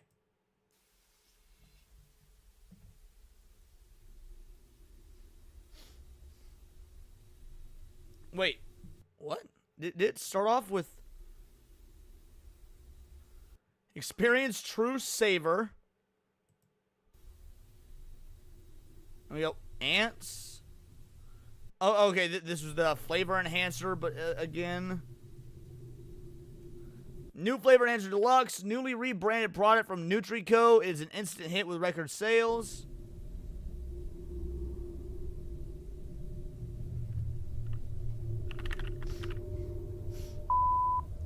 Files confiscated or not released to the public.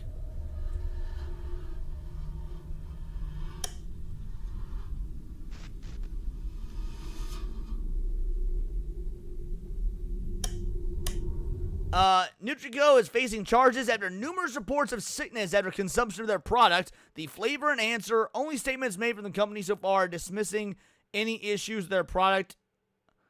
So it's cut off, supposed to obviously say, wait. No, any issues and that their product is safe to consume. Okay.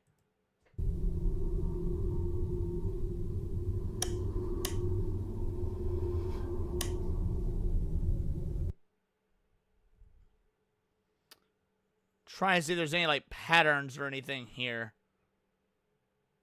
Let's see.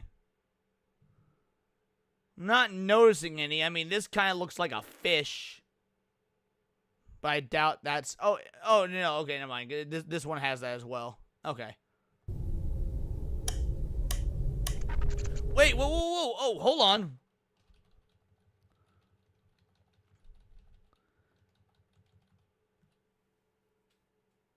All right, maybe I'm just, like, jumping at shit, but...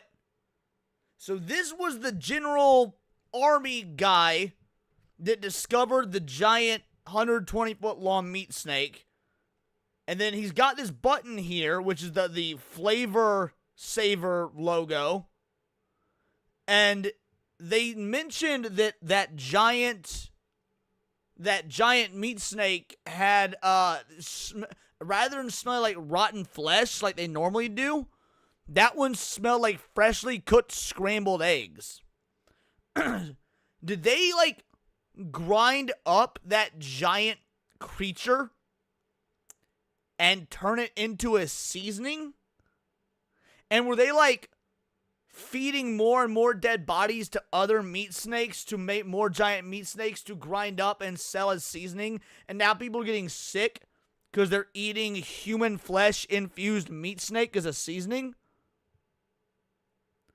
Like, I'm purely speculating here. I have no goddamn idea. But that's what I've come up with. That is the theory I have come up with at this point.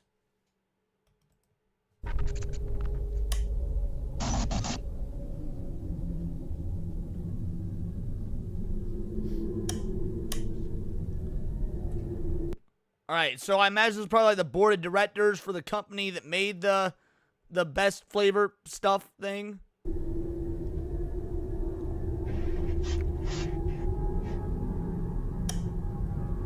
Well, the way to grab food, come back to the seasoning part, you ranting about grinding up meat snakes.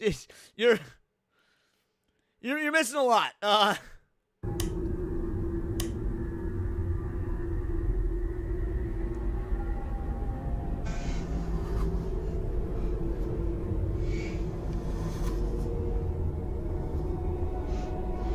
What the fuck?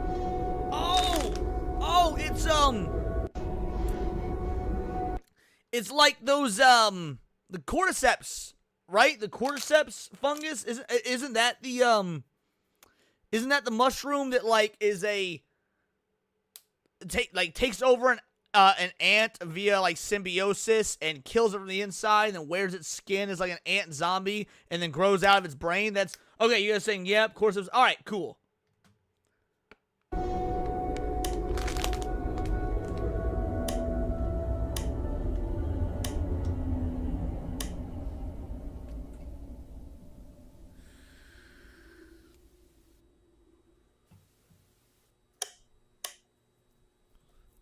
Carcass is not an acronym I would want for any organization. The Private Organization of Containment and Research Consult Association Society, Carcass, has been experiencing backlash from government agencies about cooperation and violation of newly introduced policies of... And then we don't have any more.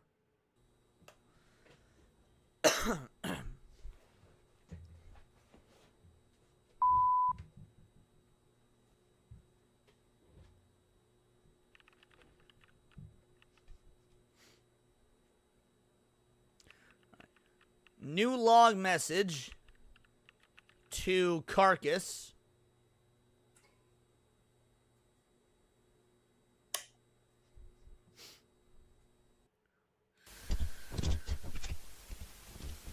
Alright, so we're at the very end of 1990, December 30th.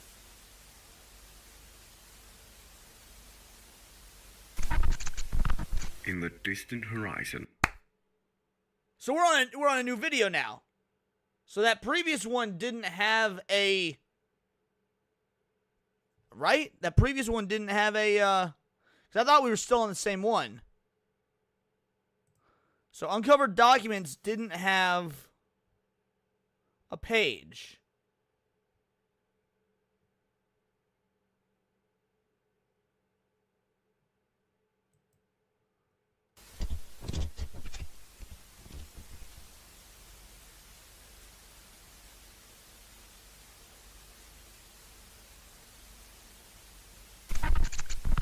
In the distant horizon.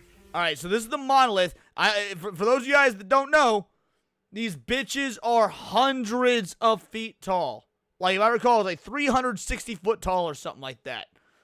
These just monstrous, giant Vita Carnis creatures. There's only 9 of them, or maybe it was 7 of them. I think it was 9 of them. Along like and they form like a 72-mile circle on that monolith island in the Hudson Bay. The group of monoliths stand vacant. Although closed off to outsiders, their stance can be observed well outside the perimeter.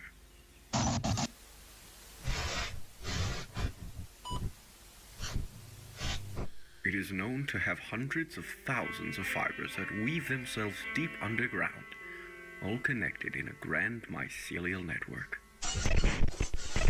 You might be confused as to why you received this package. This was left to you because we share a common goal. I'm aware that Okay, so this is just the same one we saw. There's no new information there. you studied Carnis and researched their properties. I'm also aware that you received backlash for doing so. Something isn't as it seems. Alright, so largest meat snake ever discovered during a sweep of the underground settlements made during the war. It was a giant-sized meat snake was discovered stuck inside an underground. It was like a subway system. The beast was measured at a total of 40 meters. I believe the bodies gathered during the, I'm going to say is assumed during the war. Alright. So no new information. Unexplained phenomena. Oh, whoa, hold on. That was new. Alright, Mimic Defense, 1986, Christopher Grady, Grady Siblings tape. Alright, so I think that was the tape we watched where, well, good thing they didn't go back to the apartment and fuck, because, I guess they were siblings, not lovers.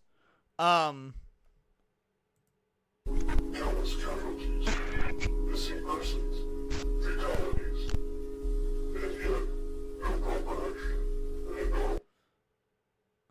Handle the harvest authorities. Oh, this is back from episode 1 from the documentary when they were talking about how the authorities refused to handle the harvesters, and I like threw a bitch fit about that. Silence about these affairs. People are afraid and confused. Why is nothing being done? Alright. Arrested for releasing documentary. Hold on. Who is it? It's definitely not Naggers.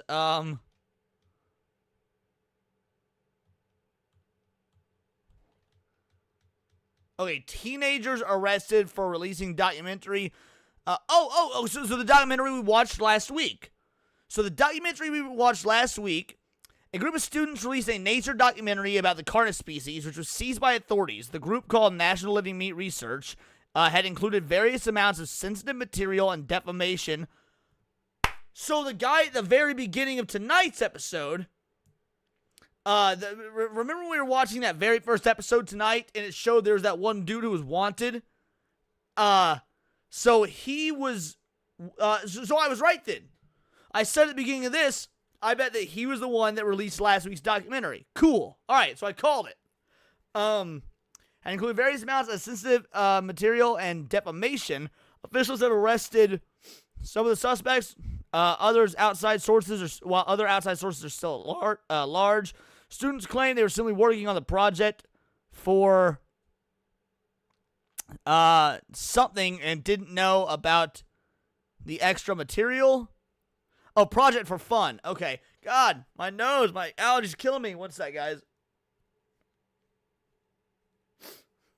My bad. I'm starting to lose my voice. Because they don't want us to know. We've been kept in the dark while those above us slither and miss. So he must be the one sending this tape then.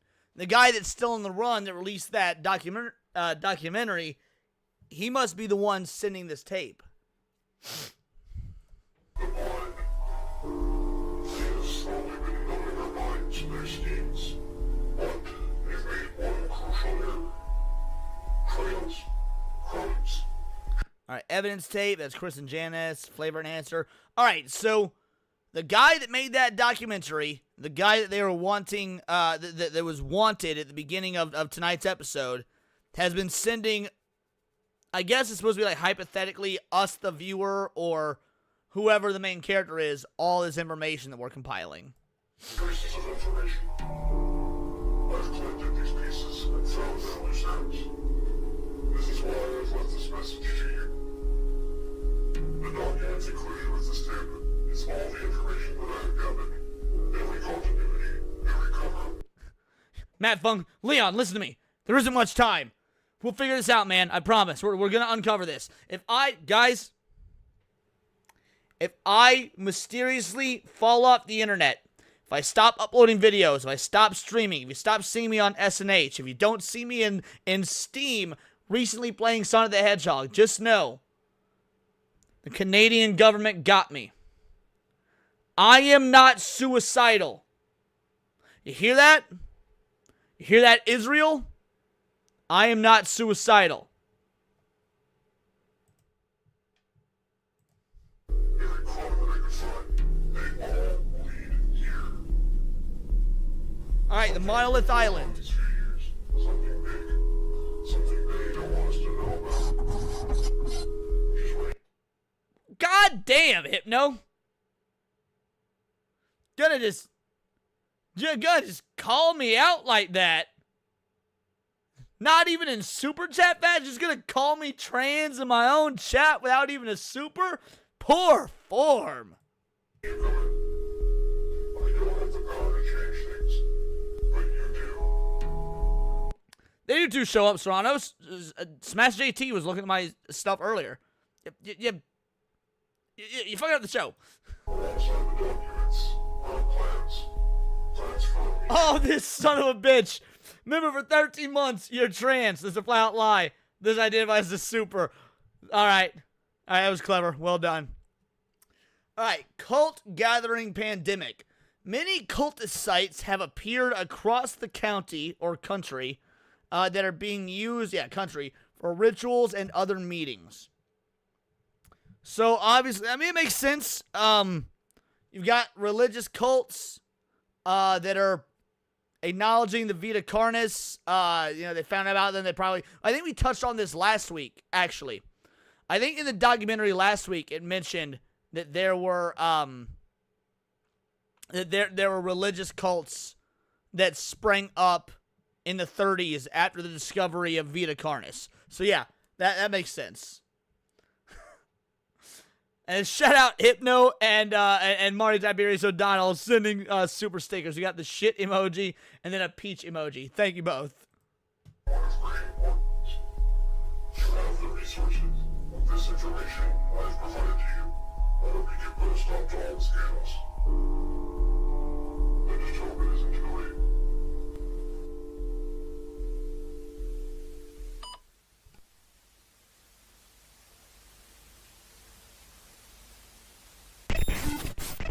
monoliths are truly an astonishing sight to behold.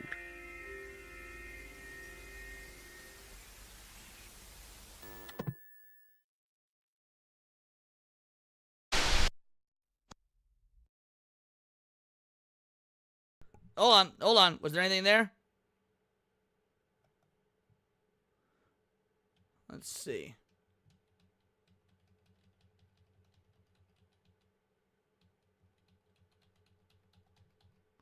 Apparently my mic got muted at one point. Did you guys hear me call out the super stickers? Just want to make sure you guys heard me call out the super stickers. If not, I apologize. I can do it again.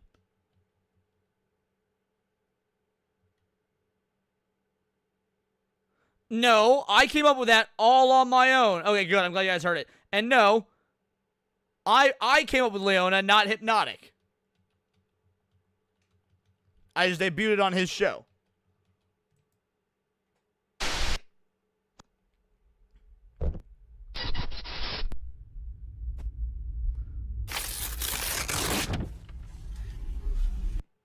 Is this supposed to be another page of the Prince book, but it's completely ripped out? I think that's what... So what does this have to do? I'm still confused as what the Prince book has to do with Vita Carnis. Or maybe that's not what it's supposed to be, because there's 31 seconds left. Oh, no, okay, yeah, that's what that was supposed to be then. Alright, Facility Zero. This is the last one. This is the last one.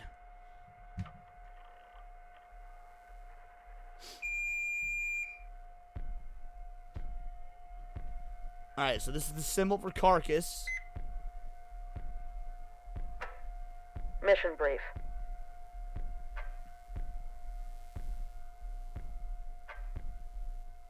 Three ground teams are tasked with infiltrating a previously abandoned mall titled Facility Zero, which is located in the restricted zone based on our info. Alright, so this previously abandoned mall, the restricted zone is on the Monolith Island. So at least at one point, that was a location where there was a populace and citizenry, and it wasn't abandoned until after the incursion of the monoliths. Alright? Take place in 3 stages: infiltration, encirclement, and ambush. Primary objective is to capture the facility and seize the items of interest for extraction. Numerous armed guards are located within the facility. Avoid detection and keep up your... Alright. So we got the sphere here, which was the final monster in the documentary, but it was completely redacted. So we know nothing about him. Several spheres composed of unidentifiable material have been located in various locations for multiple continents. Each found thus far have been located via strange signatures being emitted by the orbs being caught in the various devices. As of the time of this document is written, 4 singularities have been acquired. 3 more signatures have been located and are currently being investigated. Descriptions referred to on document 1.1. Instructions are currently as follows. Remain on standby until all singularities have been obtained.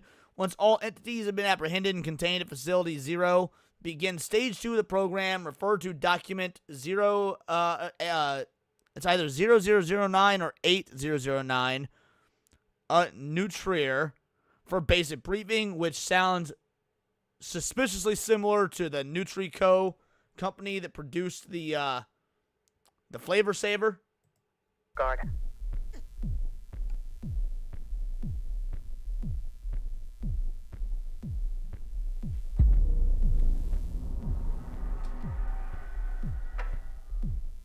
Alpha team, in position. Beta team, in position. Gamma team, in position. Copy. Beginning phase 1.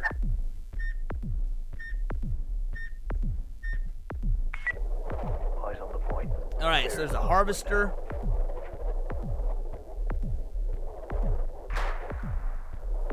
Pathway cleared. Give us the green light. Alright, so apparently you can take out a harvester with a sniper. That's interesting.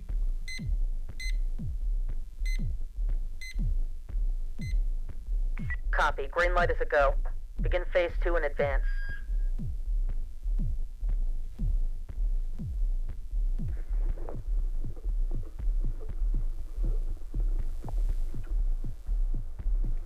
Alpha team, copy.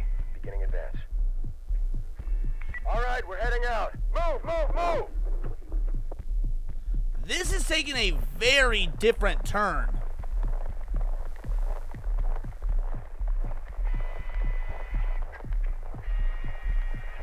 So it looks like the harvester's bleeding almost.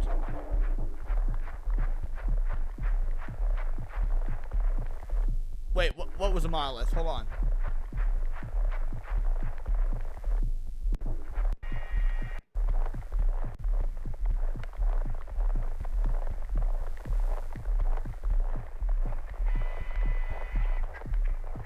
In the sky before. Alpha team, copy. Beginning advance. Oh! Yep, I see it now. I would have completely missed that. I would have completely missed that because on my screen it is much darker than what's on my second screen, what you guys are seeing. So yeah, I on my I would have completely missed that. Thank you for pointing that out. All right, we're heading out. Move, move, move!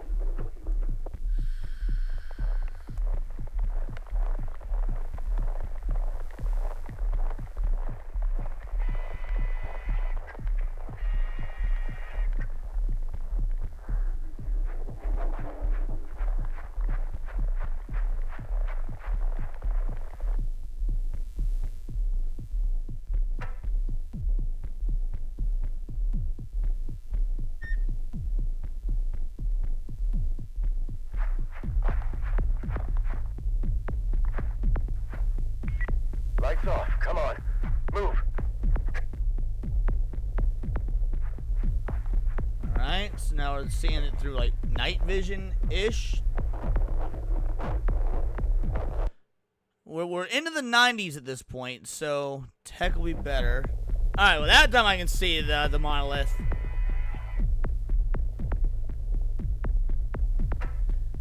Is this the strike on the monoliths from the documentary we watched? It couldn't be because that documentary took place in the 80s and we're in the 90s now. So this is post strike on the monoliths.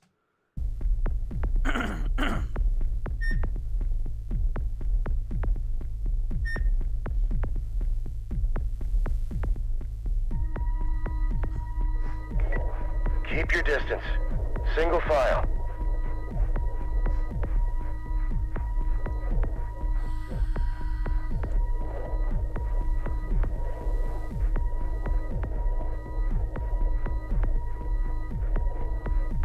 Halt!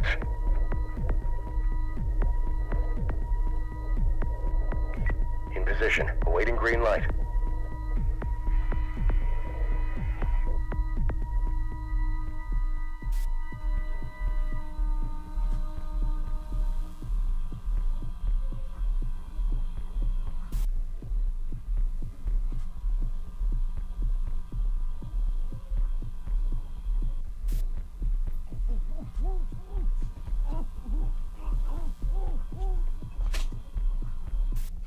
Alright, well somebody sounded like they got their throat slit or something. Eyes are secure. Very blind. Light's green. Copy. Green light is a go. Begin phase 2 in advance.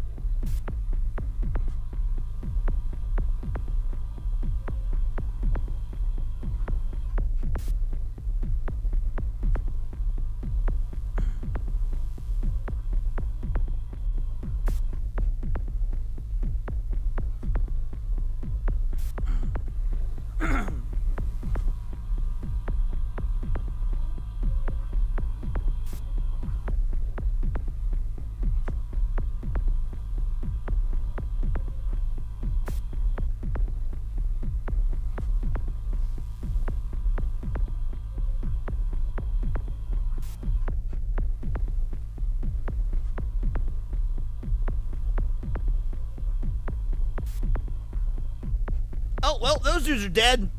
That's kind of why I assume what happened, but, you know. Alright, so the guards that were guarding the warehouse hall, they're out skis, so, but we're watching this on security footage, so, I mean, they've got to know an infiltration's being done, right? Alpha team in position. We are experiencing mechanical interference. Should we resume? Copy. Phase 3 is still a go. Preparing for breach. Breach in 3, 2, 1. Breach.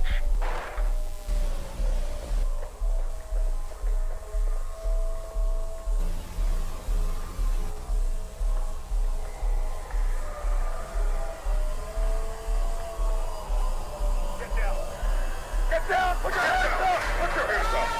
Get down! Put down your weapon! Put down your weapon! Yo, what is that? Is that the... It's not the giant meatworm, is it? Or meat snake? No? Okay, hold on. Oh! Oh, this is the... Alright, so the cult was operating in here. So wait, is the cult in on it with the government? Actually, that would make a whole lot of sense. That would make a whole lot of sense if the cult was in on it with the government. Because, I mean, we've all heard about, and we all know what goes down at Bohemian Grove. So you got a bunch of cultists in league with the government trying to, looks like, summon something or praying to something. Alright, interesting. Is this that Neutro? So that Neutro company, I think, was like a shell company or a front by the government and or the cult. So yes, there would be ties to that here. Yes, Carnis. Put your hands up! Get down! I said get down! They going berserk! Bro, they just opening fire. Whatever, dude. If Resident Evil 4 has taught me anything, it's the only good cultist is a dead cultist.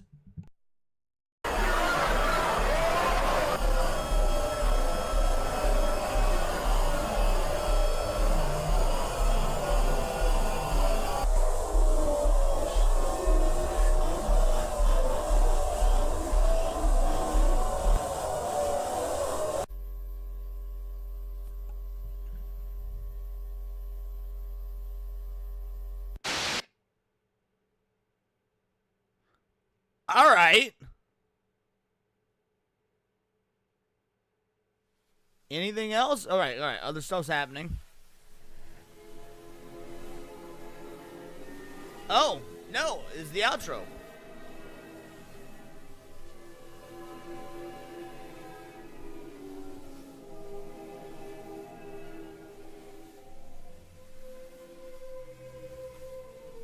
All right.